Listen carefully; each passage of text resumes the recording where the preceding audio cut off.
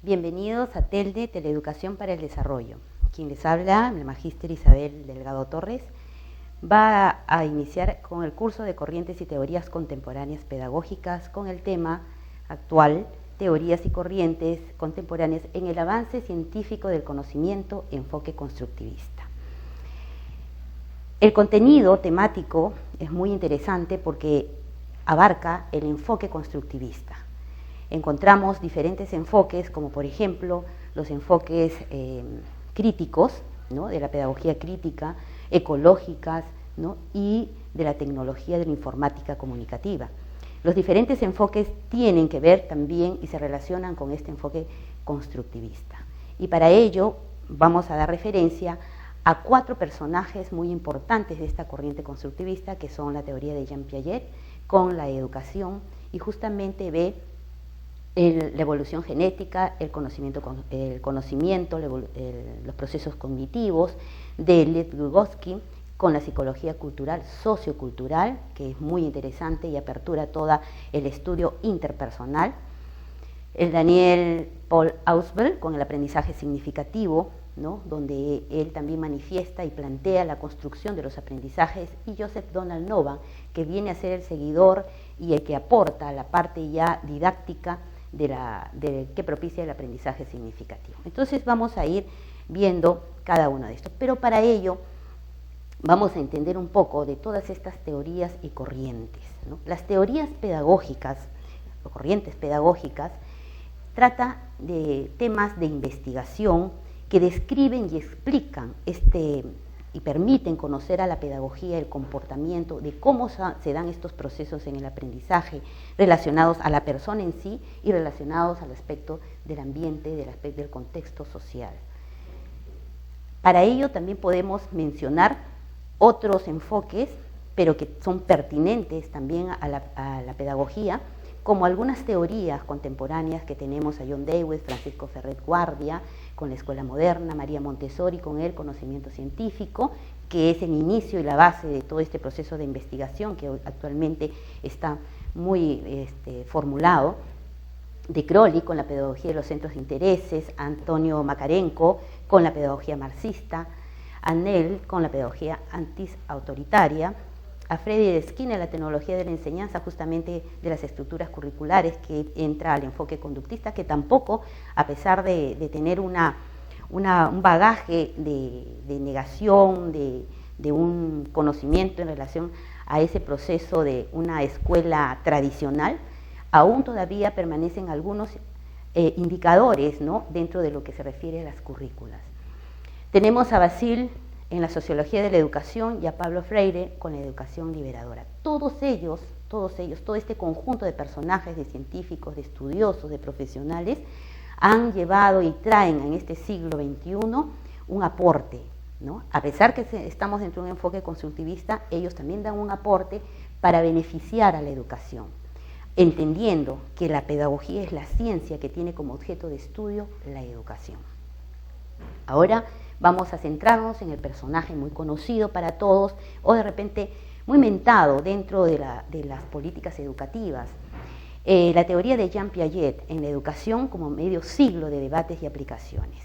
Esta teoría es la más influyente de todas porque trae a colación este enfoque justamente, y vuelvo a repetirlo, del constructivismo. Piaget con la psicología genética, ¿no?, con el proceso evolutivo, con los procesos psicológicos, que ha sido materia de estudio de este gran personaje suizo, psicólogo de profesión, ha traído como parte de una nueva forma de ver, una nueva forma de aplicar y de entender el aprendizaje en las personas, ¿no? Y prácticamente la pedagogía se vale de estos cimientos, de estos principios que trae Jean Piaget. La epistemología genética de Piaget, justamente con esta teoría de enfoque constructivista, tiene un carácter interactivo. ¿Por qué? Porque esta teoría menciona que el sujeto construye sus conocimientos con interrelación al medio ambiente o al medio social o a su medio contexto, ¿no? Entonces, hace toda una referencia de que el ser humano tiene que aprender a aprender. La epistemología genética estudia las capacidades cognitivas, ¿no? Todas esos procesos cognitivos que tenemos, los procesos que posteriormente Vygotsky lo menciona también, ¿no? En los procesos básicos del aprendizaje, que empieza con las partes sensoriales, que empieza con la parte de la atención, de la memoria, y luego pasa a los procesos superiores del aprendizaje. La otra parte que corresponde a la genética nos habla del que estudia el génesis del pensar humano, ¿no? De la parte genética que trae consigo esos aprendizajes, ¿no? Todo aquello que resulta de la interrelación con su medio, ¿no? Que lo rodea. Es así que el desarrollo de la inteligencia, según Piaget, consta de dos procesos esenciales e independientes. Tenemos lo que es la adaptación y lo que es la organización. Pero dentro de ellas existe un proceso, ¿no? Y nos hacemos la pregunta, y siempre en todo proceso educativo nos preguntamos, ¿cómo se construye el conocimiento? ¿Cómo yo sé que este alumno está aprendiendo? ¿Cómo yo sé que este estudiante va a lograr esos aprendizajes? ¿Cómo me puedo proyectar hacia adelante? ¿No? Pues bien, un poco vamos a entrar a estas facetas. Hablábamos de la adaptación, y la adaptación es justamente la entrada de la información que tiene todo ser humano. Cómo vamos a nosotros a percibir esa información del medio que nos circunda, ¿no? Entonces, hay un equilibrio entre lo que es la asimilación y la acomodación. Asimilamos la información en cualquier momento, en cualquier proceso, y lógicamente vamos a entrar como una moneda, ¿no? Como una moneda que tiene dos caras, lo que es la asimilación, la entrada de la información, y lo que es la acomodación, donde entra a conjugar ya los aprendizajes en función a mantener esa nueva información, ampliarla o simplemente modificarla. Y eso se va a hacer en función a cada persona, a cada estilo, a cada ritmo de aprendizaje de todo estudiante. Una vez que hemos entrado en esos procesos, entramos a lo que es la organización. Y la organización, pues, es la función de la estructura de la información. Cómo nosotros hemos estructurado, cómo nosotros hemos acomodado la información, pero cómo nos damos cuenta que ha habido el aprendizaje, cuando todos estos conocimientos se pueden explicar, ¿no? Se pueden explicar, se pueden discernir, se puede opinar, ¿no? Es decir, pues ahí se ha cumplido el proceso, y ahí podemos contestar justamente lo que es cómo se construye el conocimiento. Muy bien, aunado a ello, Jean Piaget nos aporta los estadios del aprendizaje, que es muy importante conocer. Todo docente, toda persona o profesional dedicado a la pedagogía, ¿no? O que alternamente trabaja con la pedagogía, tiene que conocer estos procesos, estas etapas, estos estadios, porque en cada una de ellas funciona un proceso, ¿no? En función a ese momento, a esa edad, ¿no? Y a esos procesos cognitivos que se están dando en esos momentos. Primera etapa, tenemos la sensorio-motora. ¿Cómo funciona? Se da de los 0 a los 2 años, es toda una asimilación de información. ¿A través de qué? A través de lo sensorial, de la estimulación, ¿no? De aquellos estímulos que va a despertar el querer recepcionar, el querer percibir estos conocimientos. Muy bien, pero es en una etapa sensorial motora, porque va a entrar el equilibrio y la coordinación, ¿no? De la parte del equilibrio motor, ¿no? Sensorial motor, de lo que tocamos y de lo que vamos sintiendo. Movimiento, importantísimo, el equilibrio, porque el movimiento hace que también maduren otros procesos, como por ejemplo dándole cabida a lo que es la comunicación, el lenguaje. Segunda etapa, la preoperacional. Hay una etapa donde se está preparando, donde va interactuando el niño de 2 a 6 años, ¿no? Aquí en esta etapa preoperacional hay todo un proceso de información y de conocimiento, ¿no? Acerca de qué sirven las cosas, para qué sirven las cosas y por qué se dan las cosas, ¿no? De cierta manera. En la tercera etapa operacional concreta, justamente, ya puede aplicar y puede resolver problemas muy simples, muy sencillos, que corresponden de los 6 a los 11 años, pero que todavía no tiene un esquema, ¿no? Formal. El niño piensa, ¿no?, y puede responder en función a lo que ve. Cuando, por ejemplo, ponemos 2 tazas o 2 vasos de agua del mismo tamaño, ¿no?, pero con diferente forma, una más ancha y una más angosta, pero con la misma cantidad de líquido, vamos a ver que el niño de 6 a 11 años todavía percibe lo que ve. Y si lo ponemos en distintos recipientes, él va a decir que las cantidades no son las mismas, porque él se basa en lo que está viendo. Una vez que entra a la etapa operacional formal a los 11 años a más, es recién cuando él va a determinar y va a decir, no, es justamente la misma medida, a pesar de que está presentada en diferentes formas, ¿no? Entonces vamos viendo cómo evoluciona este proceso y esto lo explica Jean Piaget. Y justamente las políticas educativas actuales en la educación ha tratado de diseñar una estructura curricular basada justamente en estos estadios de aprendizaje para poder propiciar y poder también encaminar un aprendizaje y un proceso de conocimientos en el estudiante, ¿no? Entonces es ahí donde el docente tiene que ir conociendo y tiene que también percibir pues todos estos funcionamientos, los estilos y los ritmos de aprendizaje que tienen los alumnos.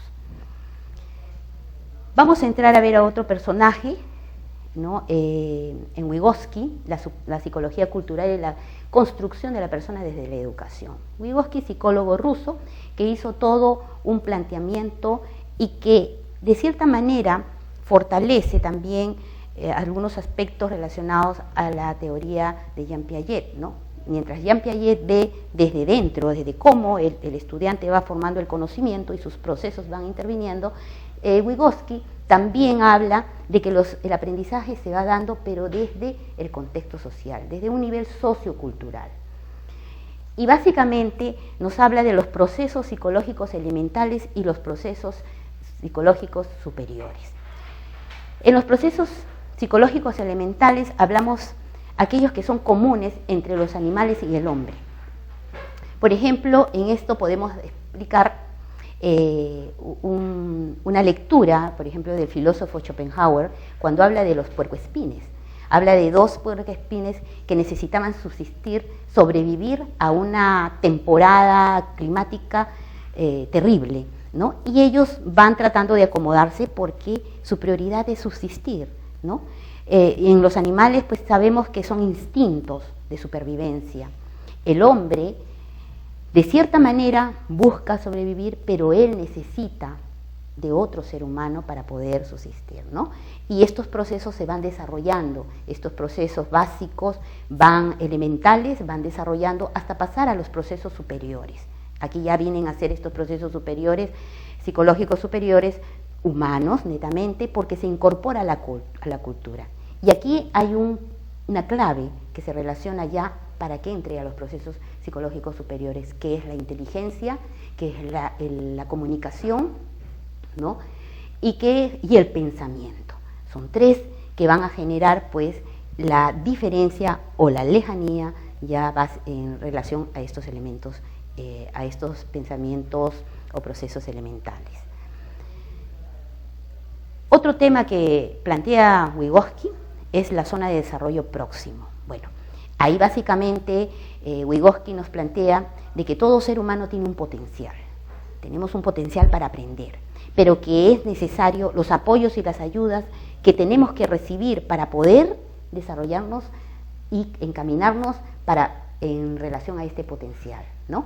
Entonces es dar lo máximo de nosotros en relación a aquellas habilidades que podemos nosotros presentar y que a veces no han sido despertadas o motivadas, pero que gracias a todos los apoyos o las ayudas dentro del aprendizaje de las demás personas pueden ser y se pueden lograr. Ausubel también entra dentro básicamente de un enfoque cognitivo, pero que trabaja y que enmarca sus estudios sobre el aprendizaje significativo, que es otra herramienta muy poderosa dentro del enfoque constructivista. Aquí el psicólogo y pedagogo estadounidense nos plantea un principio, ¿no?, basado y muy importante del constructivismo. el aprendizaje significativo. El aprendizaje significativo es un proceso dinámico, donde nos dice que nosotros tenemos que saber estructurar nuestros propios aprendizajes, ¿no? Y estos aprendizajes, al ser estructurados por nosotros mismos, al ser entendidos y comprendidos por nosotros, va a tener una significatividad. Y eso va a llevarnos a lograr capacidades, a lograr competencias y, lógicamente, vamos a ser capaces de muchas habilidades. Las condiciones del aprendizaje significativo está basado en aquellos materiales potencialmente significativos en la ayuda didáctica, ¿no? Y que el maestro, lógicamente, le tiene que dar esa significatividad para que el alumno pueda responder a estos aprendizajes, ¿no? Y el otro aspecto viene a ser la significatividad psicológica cognitiva, porque tenemos que también entender cómo se desarrollan esos procesos en el alumno. Las disposiciones subjetivas para el aprendizaje, psicología afectiva, que va acompañado justamente de estos procesos, paralelo a ello, la motivación, los entes motivadores, que ayudan pues a despertar en el alumno el interés, ¿no? Todo aquel espacio, todo aquel contexto, no solamente afectivo, sino también contexto físico, hace que el alumno se motive para poder aprender. Las implicaciones educativas del aprendizaje significativo son 3 básicas preguntas: ¿de dónde parte el conocimiento? ¿Cuándo se produce? ¿Y cómo se realiza? Parte del conocimiento del alumno, los saberes previos, aquello que trae y que va a ayudar a fortalecer el aprendizaje nuevo. ¿Cuándo se produce? Mientras el alumno esté motivado, cuando nosotros brindemos los espacios, ¿no? Y los materiales adecuados para ese aprendizaje. ¿Cómo se realiza? Exige pues mucha atención, mucha intensidad en la actividad y motivadora básicamente con las demás, y exige un proceso de reflexión. Hay que tratar de que el alumno sepa pensar, razonar, opinar, que sea participativo en todo momento del aprendizaje. Porque si no interactúa con su aprendizaje, entonces el alumno simplemente se va a sentir o va a solicitar que se le dé todo servido, ¿no? Entonces es ahí donde él tiene que entrar a estos procesos interactivos. Y finalmente tenemos a Donald Novak, que en función a este aprendizaje significativo, donde el alumno tiene que estructurar, tiene que manejar todas estas herramientas para poder tener esa habilidad en el aprendizaje, este educador, profesor de la universidad, empieza a analizar este aprendizaje significativo, dándole pues un material preciso y didáctico para que se dé estos procesos. Y justamente hablamos de la teoría del mapa conceptual. La investigación de Novak se sustenta en el aprendizaje humano, entendiendo todos estos procesos cognitivos, entendiendo todos los comportamientos que se va dando en relación a este enfoque constructivista, y nos habla de los estudios de la educación, ¿no? La educación parte de principios psicológicos, parte de una serie de principios socioculturales, y lógicamente él empieza a analizar y busca estas herramientas necesarias para la representación del conocimiento, facilitándole un método para poder aplicar, para poder estructurar las ideas, para poder entender, ¿no?, el aprendizaje. Y es ahí como llega a los mapas conceptuales. También tenemos conocimiento acerca de los mapas mentales que, por ejemplo, que son muy parecidos a los mapas conceptuales, pero que también se utilizan para los niños más pequeños, porque tienen una dinámica de colores, ¿no?, matices de figuras, matices de letras muy visibles y motivadoras para que el niño pueda empezar a esquematizar sus propios aprendizajes. Y lógicamente los mapas conceptuales conlleva pues a todo un proceso más amplio, pero que también ayuda a entender de manera global el tema o el aprendizaje en sí. Aquí justamente tenemos el mapa conceptual, ¿no?, la técnica utilizada como una herramienta que el docente tiene que aprender y tiene también que dar como herramienta, facilitar al alumno para que pueda estructurar el conocimiento. Aprendizaje significativo porque va a ayudarle, va a servirle y lo va a unir a sus propias actividades de la vida diaria. Origen de la corriente constructivista, construye y ayuda a construir el aprendizaje ¿En base a qué? También a sus conocimientos previos.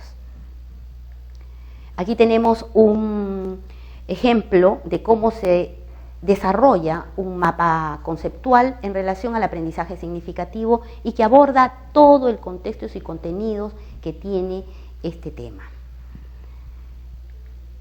Y en conclusión, finalmente, vamos a entender que las teorías y corrientes pedagógicas en este estudio avanzado científico de poder analizar, ¿no?, el cómo se aprende a través de los procesos del ser humano, a través del contexto de nuestro ambiente, del contexto social, y cómo las conductas van dando un cambio observable, ¿no? Y eso quiere decir que empezamos a hablar de aprendizajes.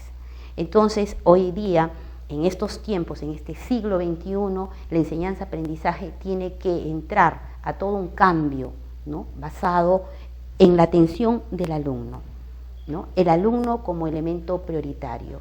Se adapta las pedagogías, se adapta la educación al aprendizaje del alumno. Por eso que estamos hablando de diversidad, ¿no? Entonces no podemos tener, o el alumno no puede ir adaptándose a las formas, si no estaríamos entrando pues en una faceta tradicional del aprendizaje. Tenemos que adaptar la educación. Hoy en día hablamos de tecnología educativa, hablamos de las tecnologías de informática comunicativas, ¿no?, donde no tenemos barreras, la escuela llega hasta muchos puntos y para ello tenemos que utilizar herramientas precisas, motivadoras y que nos conlleven al aprendizaje finalmente. Les agradezco su atención y me despido de ustedes, una servidora.